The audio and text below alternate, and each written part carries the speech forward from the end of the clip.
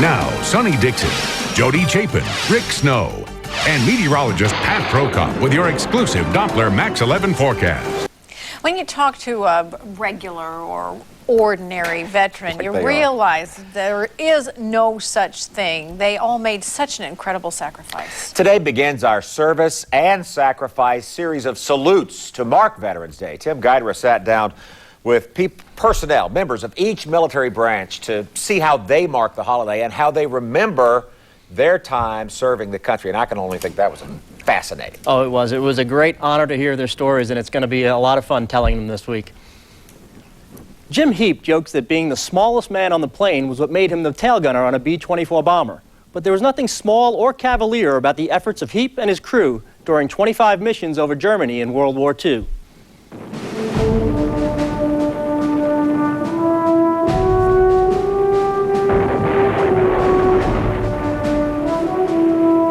A cardboard chart hung in his tent marked the time until Jim Heap made it home. A pair of socks ensured that he would.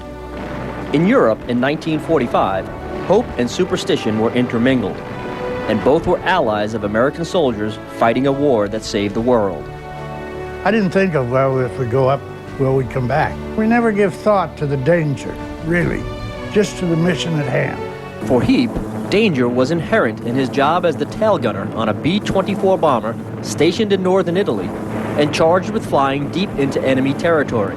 The 10-man crew on his plane, Black Nan, flew 25 missions, all successful because they were all round trips. And I remember this one mission we went on. The plane in front of us blew up on takeoff, and bodies and plane parts were all over the place. But we had to go anyway. I mean, there was no stopping. So we flew right through some of this smoke and fire and everything else. The scene was as unusual as it was surreal for someone who usually saw the war in reverse from his position in the back of Black Nan. In my position, being the last one to see anything, planes go down.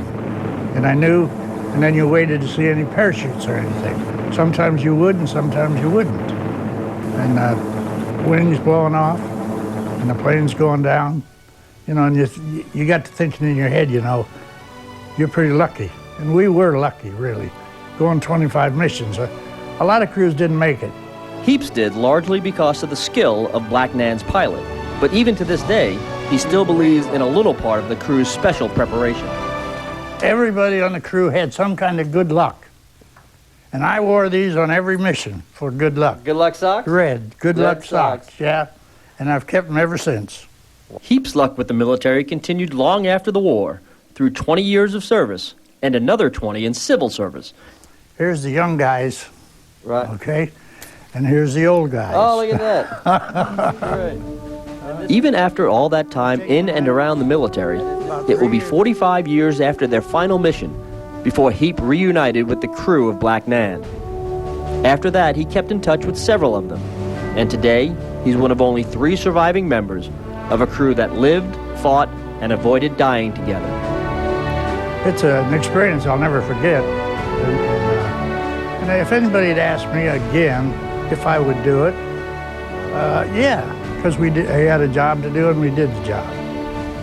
And I'm just sorry that we lost so many people, so many guys, good guys.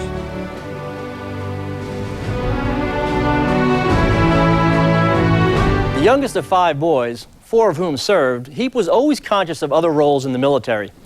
And as dangerous as flying 25 missions was, he was always thankful to be up in the air and said he wouldn't have traded places with his friends in the infantry. Right down on the ground in Hartsville. I'll tell you what, I still can't imagine flying up there and it's cold in the B-17s and the B-24s and so forth. We honor all those wonderful people in the mighty 8th Air Force. I know it. Well, tomorrow, as service and sacrifice continues, we'll take a look at Bob Carlisle, who served in the Navy, also in World War II. Look forward to that. Thank you, Tim Guidera.